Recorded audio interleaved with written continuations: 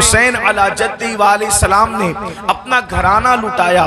داستان کربلا ہم ہر سال سنتے ہیں، بار بار سنتے ہیں، لیکن آپ سے میں پوچھنا چاہتا ہوں، ہم نے اتنی مرتبہ کربلا کو سنا، بلکہ کربلا شریف کی محفل منعقد کی اور انشاءاللہ یہ قیامت تک منعقد ہوتی رہے گی، لیکن آپ سے پوچھنا چاہتا ہوں کہ ہم نے کربلا کو سننے کے بعد اپنے اندر انقلاب کیا پیدا کیا، اپنے اندر تبدیلی کیا پیدا کی.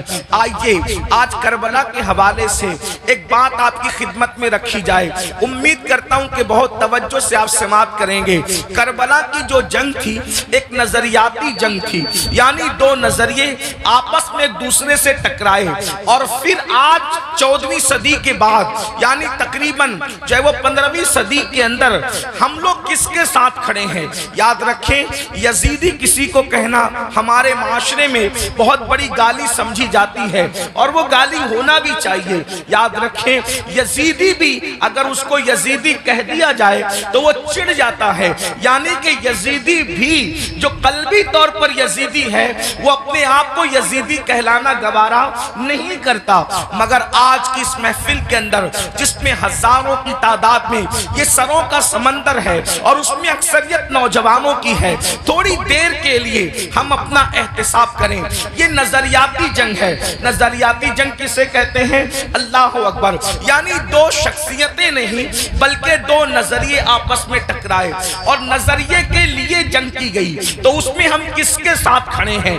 ایک ذات ہے سیدنا امام حسین کی. یہ بات بھی آپ سے کہہ دوں، حسین صرف چند فٹ کے کسی شخصیت کا نام نہیں ہے، حسین مکمل نظریے کا نام ہے. حسین جو ہے ایک مکمل فکر کا نام ہے.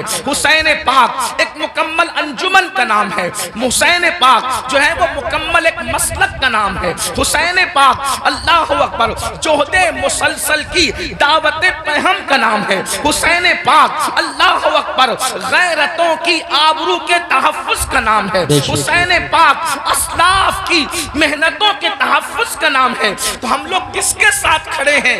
امام حسین کے ساتھ کھڑے ہیں، یا پھر یزید بھی چند فٹ کے کسی ایک انسان کا نام صرف نہیں ہے بلکہ یزید بھی ایک نظریے کا نام ہے. ہم کس کے ساتھ کھڑے ہیں؟ اللہ اکبر.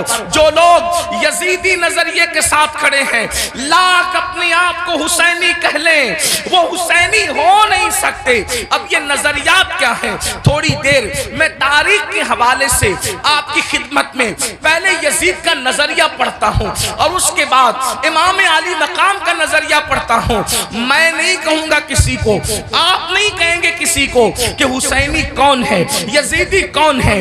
اس محفل میں پہلی محرم کس مقدس شب کے اندر اپنے آپ میں ڈوب کر سوچنا کس کے ساتھ کھڑے ہو، یزید کے ساتھ کھڑے ہو یا شہزادہ رسول کے ساتھ کھڑے ہو. میرے آقا صلی اللہ علیہ وآلہ وسلم کے دیوانوں، آخر یزید سے امام علی مقام کو اختلاف کیوں ہے؟ امام اس سے اختلاف کیوں کرتے ہیں؟ اس کی وجہ یہ ہے کہ یزید جو ہے وہ دین یعنی جس میں صرف نماز ہو، اور وہ بھی نماز صرف نام کو نماز ہو، روزے صرف نام کو ہو، حج صرف نام کا ہو، زکوٰۃ صرف نام کی ہو، صدقات و خیرات صرف نام کے ہو، یعنی چند ٹوپیاں داڑیاں بظاہر یہ ایک دیکھنے کی چیز ہو.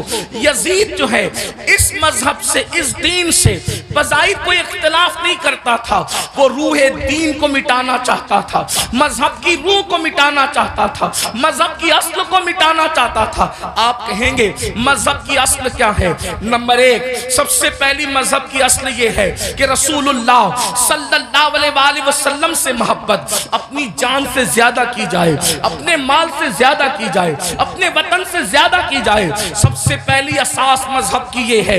اقبال نے کہا تھا یہ فاقہ کش کہ موت سے ڈرتا نہیں ذرا، روح محمد اس کے بدن سے نکال دو، فکر عرب کو دے کے فرنگی تخیلات، اسلام کو حجاز و یمن سے نکال دو.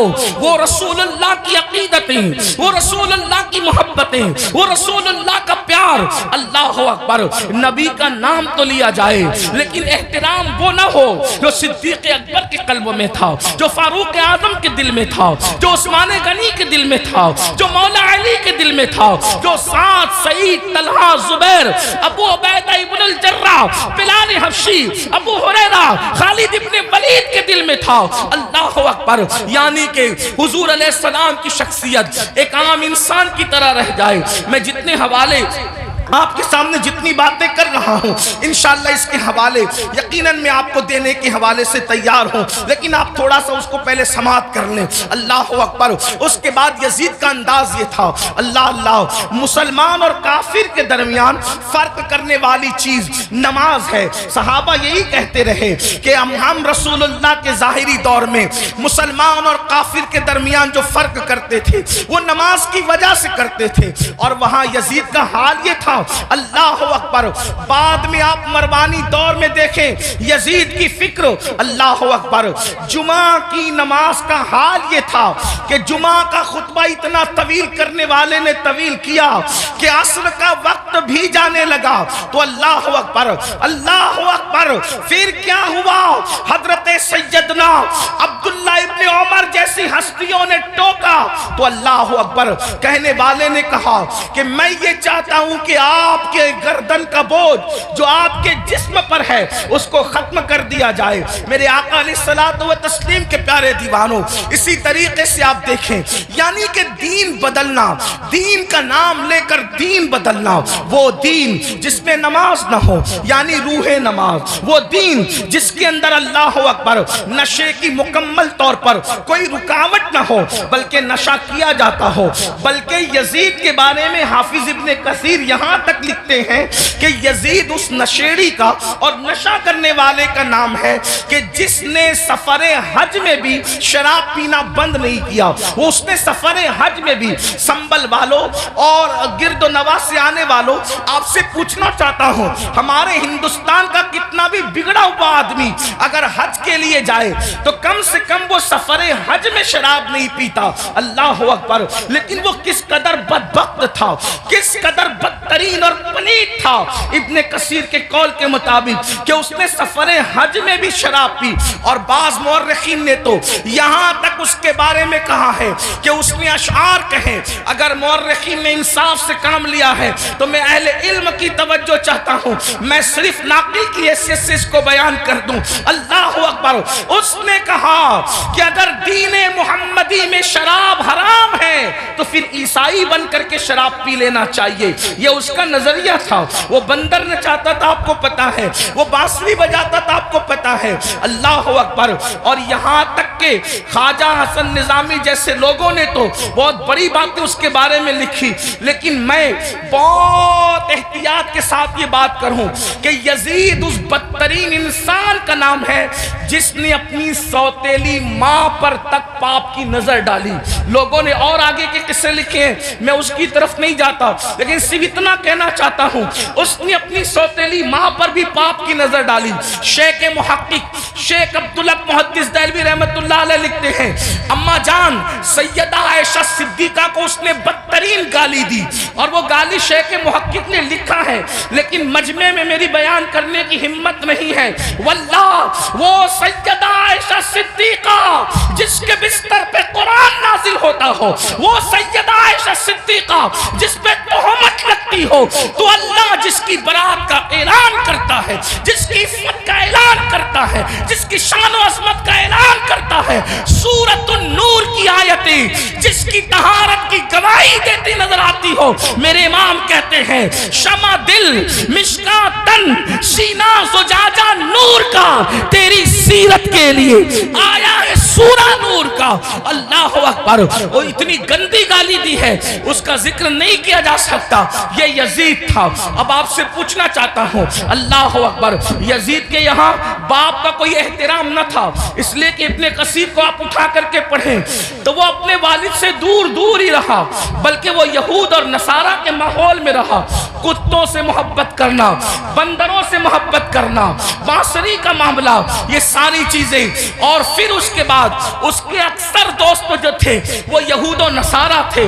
میرے آقا علیہ السلام کے پیارے دیوانوں، اب ایسا شخص جو ہے وہ کرسی پر، وہ بھی کون سی کرسی، وہ بھی کون سا تخت، وہ بھی کون سی منزل، وہ بھی کون سا مقام جس مقام پر افضل البشر بعد الانبیاء بالتحقیق صدیق اکبر بیٹھ چکے تھے، اس کرسی پہ وہ بیٹھ رہا تھا۔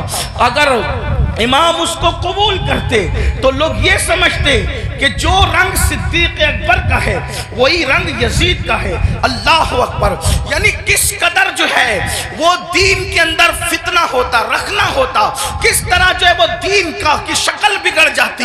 جس کرسی پہ فاروق اعظم بیٹھ چکے تھے اسی کرسی پہ وہ بیٹھنا چاہتا تھا، یعنی مومنوں کا خلیفہ، مومنوں کا امیر کہلانا چاہتا تھا۔ امام عرش مقام امام حسین رضی اللہ تبارک و تعالیٰ عنہ نے اس کی مخالفت فرمائی، اور مخالفت فرما کر ایک مکمل نظریہ پیش کیا۔ علی اکبر جیسا جوان خاک و خون میں تڑپتا ہوا دیکھا جائے گا، علی اصغر جیسا شہزادہ کربلا کی زمین پر دفن ہوتا ہوا دیکھا جائے گا۔ سکینہ کے چہرے پر تماچے لگتے ہیں، حسین اس کو برداشت کر لیں گے، بیویوں کے دوپٹے چھینتے ہیں، حسین پاک کو وہ برداشت ہو جائے گا، لیکن اللہ اکبر، اللہ کے دین کو بدلا جائے، خدا کے دین کے اندر جو روح ہے اس کو مردہ کرنے کی کوشش کی جائے، امام نے اس کو گوارا نہ فرمایا اور سب لٹایا جو آپ داستان کربلا میں سنتے ہیں۔ آپ سے پوچھنا چاہتا ہوں اب ہم کس کے ساتھ کھڑے ہیں؟ میں جلدی جلدی اپنی گفتگو کو آگے کی طرف لے جاؤں۔ یزید کے یہاں زنا کوئی عیب نہیں تھا، اور امام حسین کے یہاں زنا کا نام سن کر بھی بدن کے رونگٹے کھڑے ہوتے ہیں کہ کیا لوگ ایسا گناہ بھی کر سکتے ہیں جسے زنا کہتے ہیں۔ آپ سے پوچھنا چاہتا ہوں اگر آج کوئی زنا کے اڈے کی طرف جا رہا ہے اور اس کے ماتھے پر بل بھی نہیں ہے اور وہ بے حیائی اور بدی میں ڈوبا ہے تو آپ سے پوچھنا چاہتا ہوں وہ نظریاتی طور پر کس کے ساتھ کھڑا ہے؟ امام حسین کے ساتھ کھڑا ہے یا پھر یزید کے ساتھ کھڑا ہے؟ بڑی معذرت کے ساتھ اگر برا لگے تو معاف کرنا، کڑے پہننے کا نام حسینیت نہیں ہے، ڈورے ہاتھوں میں باندھنے کا نام حسینیت نہیں ہے، رنگ برنگی کپڑوں پہننے کا نام حسینیت نہیں ہے، 10 دن کے محرمی بننے کا نام حسینیت نہیں ہے۔ حسینیت کیا ہے؟ حسینیت یہ ہے اگر دین کے تحفظ کے لیے گھر لٹانا پڑے تو گھر لٹا دو، اولاد لٹانا پڑے تو اولاد لٹا دو، حتیٰ کہ جان بھی قربان کرنا پڑے تو جان بھی قربان کر کے بتا دو جان اہم نہیں ہے، اللہ کا دین ہے۔ اللہ یا رسول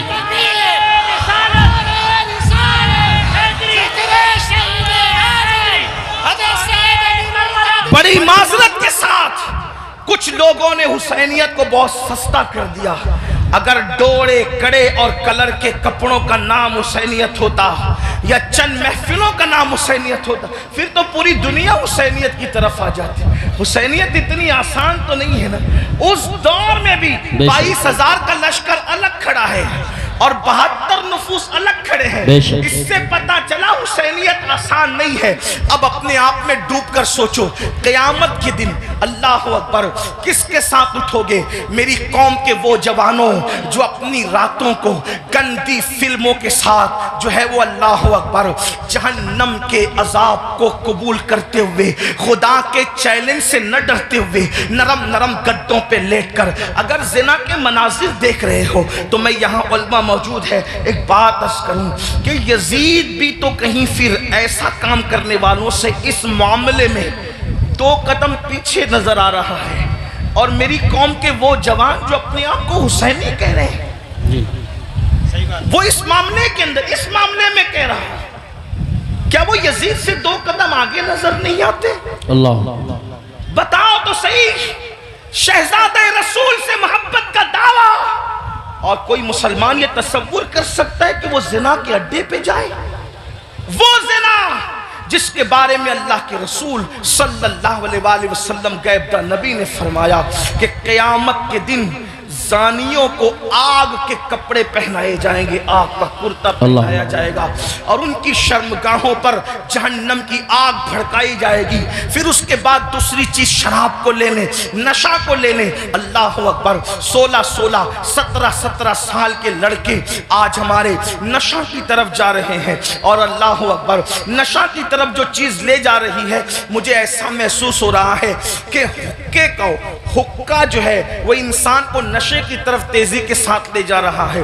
میں حقے پر کوئی حکم تو نہیں لگا رہا ہوں، ویسے کہ میں مفتی بھی نہیں ہوں کہ میں حقے پر کوئی حکم لگاؤں، حکم بیان کرنا میرا کام نہیں۔ میں ایک چھوٹا سا طالب علم ہوں، اصلاح معاشرہ کی محفل میں صرف دل کا درد لے کر کے آیا ہوں۔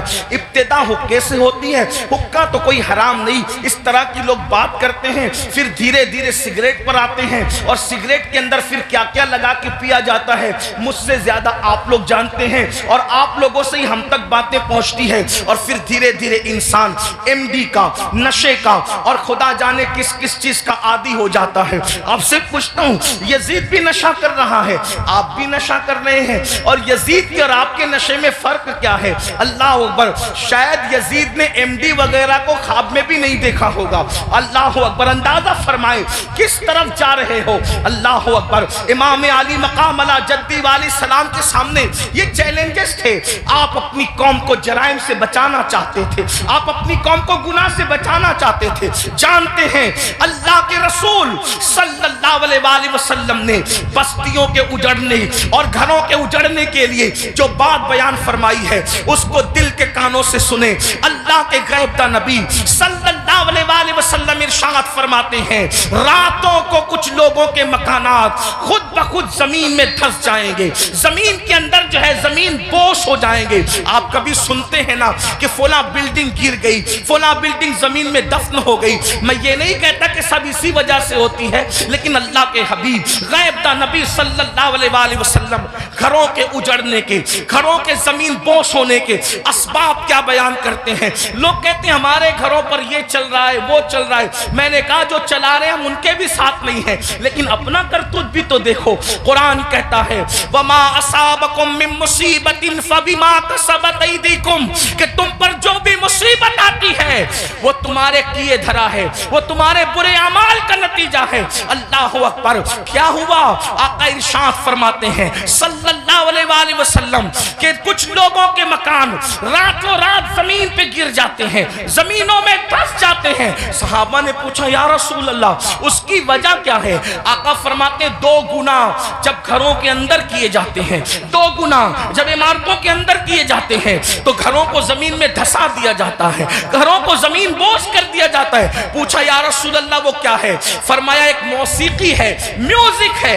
جس گھر میں میوزک بجتا ہے اور جس گھر میں شراب پی جاتی ہے، راتوں رات ان گھروں کو زمین میں دھسا دیا جاتا ہے۔ اب آپ مجھے بتاؤ، کانوں میں ایئر فون لگا کر راتوں کے 3-3 4-4 بجے تک میوزک سننے والوں، کیا تمہیں اپنے گھروں سے پیار نہیں ہے؟ تمہیں اپنے گھروں سے محبت نہیں ہے؟ تمہیں اپنے گھروں سے الفت نہیں ہے؟ اور پھر اللہ کے حبیب علیہ السلام فرماتے ہیں جس نے دنیا میں شراب کا ایک گھونٹ پیا اور توبہ نہیں کی، جب وہ مرے گا تو مرنے وقت اس کی زبان پہ کلمہ جاری نہیں ہوگا، وہ کلمے سے محروم رہے گا۔ اور یہاں تک کہ حضرت مالک الدینار فرماتے ہیں میں نے کئی نشہ کرنے والوں کو کفر پر مرتے دیکھا ہے۔ اللہ اکبر، حضرت عمر ابن عبدالعزیز کہتے ہیں میں نے کئی نشہ کرنے والوں کو کفر پر کافر ہو کر مرتے دیکھا ہے۔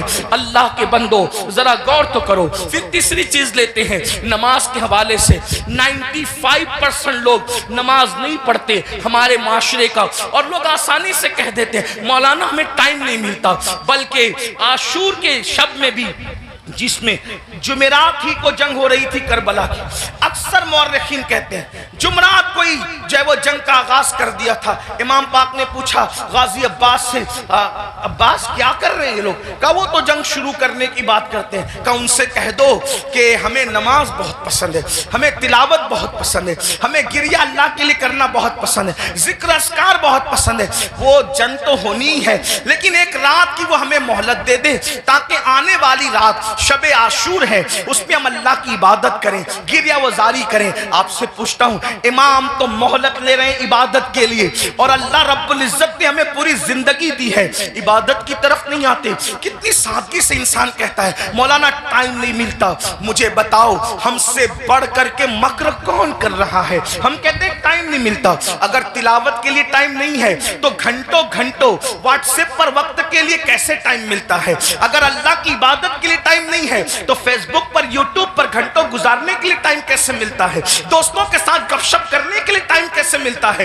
یاد رکھیے اللہ کے بندو, کب تک عیاشیاں کرتے رہو گے, کب تک جرائم کرتے رہو گے, کب تک خدا کے غضب کو چیلنج کرتے رہو گے, کب تک اللہ کے عذاب کو دعوت دیتے رہو گے, کب تک خدا کے عذاب سے غفلت برتتے رہو گے؟ یاد رکھنا اللہ نے کسی کو بہت لمبی عمر ہمیشہ کے لیے نہیں دی ہے.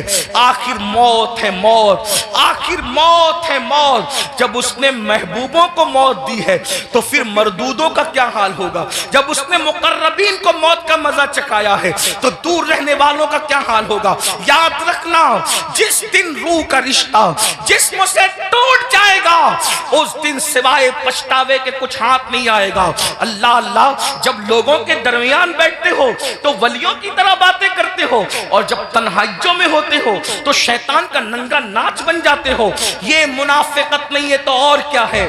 زبان کچھ اور کہے اور کردار کچھ اور کہے. قرآن کہتا ہے لما تقولون ما لا تفعلون, وہ کیوں کہتے ہو جس پر خود عمل نہیں کرتے. مسلمانوں بتاؤ, اللہ اکبر, ہمیں نماز کے لیے ٹائم نہیں. کون نماز؟ وہ نماز جو معراج المومنین ہے, وہ نماز جو رسول اللہ صلی اللہ علیہ وآلہ وسلم کی آنکھوں کی ٹھنڈک ہے, وہ نماز جو گناہوں سے انسان کو ایسے پاک کر دیتی ہے جیسے غسل کرنے والوں کے جسم کا میل ختم ہو جاتا ہے, وہ نماز جو اللہ سے بندے کو قریب کر دیتی ہے, اللہ کا قرب نصیب ہوتا ہے جس نماز سے. کون سی نماز؟ وہ نماز جس کی بنیاد پر انسان رحمتوں کا مستحق ہوتا ہے. کون سی نماز؟ وہ نماز جس سے روزی میں برکت ہوتی ہے, وہ نماز جس کے بعد دعائیں قبول ہوتی ہے, وہ نماز جس کے پڑھنے سے بیماریوں کا خاتمہ ہوتا ہے, وہ نماز جس کے بعد انسان کو مقام محبوبیت ملتا ہے, وہ نماز. اللہ اکبر, سارے احکامات زمین پر بھیجے گئے لیکن جب نماز دینا ہوا تو زمین پر نہیں بھیجی گئی بلکہ معراج میں لامکاں پہ بلا کر محبوب کو دے کے بتایا گیا. سارے احکامات اپنی جگہ ہے لیکن نماز کا معاملہ اپنی جگہ ہے. اسی لیے بزرگوں نے فرمایا, اللہ کے رسول علیہ السلام فرماتے ہیں کہ سب سے پہلے قیامت میں نماز کے بارے میں پوچھا جائے گا. اگر نماز کا معاملہ آپ کا کلیئر ہوا تو سارے معاملات کلیئر کر دیے جائیں گے, اور اگر نماز کے معاملے میں اٹک گئے, نماز کے معاملے میں پھنس گئے تو پھر انسان بچ نہ سکے گا. آپ مجھے بتائیں, ہمیں اللہ سے ڈر نہیں لگتا؟ جس قیامت کے دن کے بارے میں کعب احبار کہتے ہیں اگر 70 انبیاء کے برابر بھی کوئی اعمال بفرض محال لے کر کے پہنچے تو بھی وہ اپنے اعمال کو حقیر جانے گا, حقیر. آپ سے پوچھتا ہوں کیوں وقت نہیں نکالتے؟ اب آئیے آپ سے پوچھوں, امام تو سجدے کی, امام تو اللہ اکبر شہادت کے وقت بھی سجدہ کرتے ہیں. کتنا دردناک وقت ہوگا اللہ اللہ جب انسان کا ایکسیڈنٹ ہوتا ہے اور وہ موت کو قریب دیکھتا ہے تو انسان اپنی جان کی فکر کرتا ہے. مگر قربان میرے امام شہید کربلا نے جب آخری وقت آیا تو بھی اپنے سر کو سجدے میں رکھا اور سر سجدے میں رکھ کر کے بتا دیا اوروں کو جان سے محبت ہے لیکن علی کے بیٹے کو اپنی جان سے زیادہ سجدے سے محبت ہے. سبحان اللہ, سبحان آپ بتائیں تو صحیح. اور اسی نماز سے ہم دور ہیں. عاشور میں بھی نماز دور کرتے, عاشور میں بھی نماز سے دور رہتے ہیں. آئیے اب اس اپنی گفتگو کو اینڈ کی طرف لے جاتے ہوئے آپ سے پوچھوں, اگر قیامت کے دن, توجہ کرنا ان جملوں پر, اگر قیامت کے دن فہرست بنی زانیوں کی کہ زانی ایک ساتھ کھڑے رہیں, توجہ آپ, زانیوں کی فہرست بنی کہ زانی ایک ساتھ کھڑے رہیں گے تو جس گروپ میں یزید ہوگا اسی گروپ میں زنا کرنے والے بھی تو ہوں گے نا. دنیا کے اندر بڑی بڑی باتیں ہانکنا آسان ہے. محشر آپ کی مرضی اور میری مرضی سے نہیں ہوگا. محشر کو محشر کہتے اس لیے ہیں کہ وہاں بڑے بڑے مقربین بھی نفسی نفسی کہیں گے. اللہ اللہ. تھوڑا کسی کے دل کی فریاد دل کے کانوں سے سنو. میری قوم کے جوانوں جہنم کا ایندھن بننے نہیں آئے ہو. میری قوم کے جوانوں اللہ کو ناراض کرنے نہیں آئے ہو. امام علی مقام سے جان سے زیادہ محبت کرنے والے میرے سنیوں، آپ سے پوچھتا ہوں تھوڑا غور کرنا. ایمان والے دل پہ ہاتھ رکھ کر سوچنا. زانیوں کی فہرست بنے گی کہ سارے زانی ایک ساتھ کھڑے رہیں، تو بتاؤ جہاں یزید ہوگا وہاں زانی لوگ ہوں گے کہ نہیں ہوں گے؟ اور نگاہوں کی پاکیزہ، نگاہوں کو پاکیزہ رکھنے والوں کی فہرست بنے گی کہ جو نگاہوں کو نیچا رکھتے تھے، عورتوں کو پاپ کی نظر سے نہیں دیکھتے تھے، جن کی نگاہوں میں تقدس تھا، وہ سب ایک طرف کھڑے رہیں. تو بتاؤ اللہ اکبر، نگاہوں کو تحفظ دینے والے امام حسین کے ساتھ کھڑے ہوں گے اور زنا کرنے والے یزید کے ساتھ کھڑے ہوں گے. اگر قیامت میں ایسا ہو گیا، اگر ہو گیا کہ بے نمازی ایک ساتھ رہیں اور نمازوں کی پابندی کرنے والے ایک ساتھ کھڑے رہیں، تو بتاؤ یزید کے ساتھ کھڑے ہوں گے کہ نہیں ہوں گے بے نمازی؟ اور جو نمازوں کو تحفظ دیتے تھے وہ اس شہید کے ساتھ کھڑے ہوں گے کہ نہیں ہوں گے جس نے سر کو سجدے میں قربان کیا ہے؟